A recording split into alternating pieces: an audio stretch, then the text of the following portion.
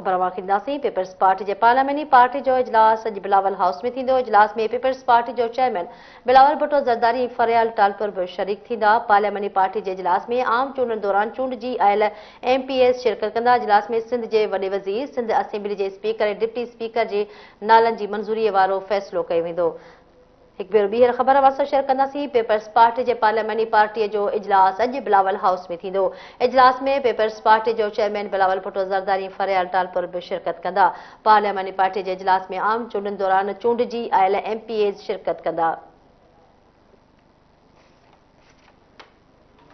वधीक तफ़सील वठंदासीं। Chief reporter Karachi Shabbir Lashari line ते मौजूद आहे। जी शब्बीर लाशरी, आगाह कजो। पाकिस्तान पीपल्स पार्टी जे पार्लियामेंटी पार्टी जो अॼु हिकु अहम इजलास जेको आहे उहो बिलावल हाउस में थी रहियो आहे। हिन इजलास में पाकिस्तान पीपल्स पार्टी जो chairman Bilawal Bhutto Zardari, Pakistan peoples party औरत विंग जी मरकज़ी सदर फरियाल टालपुर भी शरीक थींदी। उनखां अलावा हिन इजलास में ताज़ो आम चूंडनि दौरान जेके चूंडिजी आयल MPs आहिनि उहे शरीक थींदा।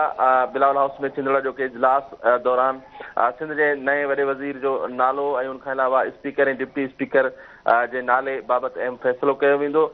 सुभाणे छाकाणि सिंध असेंबली जो इजलास आहे सुबुह 11 वॻे, जंहिंमें ताज़ो चूंडिजी आयल जेके MPs आहिनि उहे पंहिंजे उहिदे जो हलफ़ खणंदा। उनखां पोइ जेको आहे आचर वारे ॾींहुं इजलास न थींदो ऐं सूमर खां पोइ थींदड़ जेको सिंध असेंबली जो इजलास आहे उनमें स्पीकर, डिप्टी स्पीकर ऐं वॾे वज़ीर जी चूंड पिणु थींदी। हीअ इंतहाई अहम इजलास आहे जेको बिलावल हाउस में अॼु थी रहियो आहे, जंहिंमें पाकिस्तान पीपल्स पार्टी पार्लियामेंट्रियुनि सां तालुक़ु रखंदड़ जेके नवां चूंडिजी आयल MPs आहिनि उहे शिरकत कंदा। या जेके इजलास में सिंध जे नए वॾे वज़ीर, स्पीकर ऐं डिप्टी स्पीकर बाबति फ़ैसिलो कयो वेंदो। जी ठीकु आहे शब्बीर, वॾी महिरबानी, अवां आगाह कयो।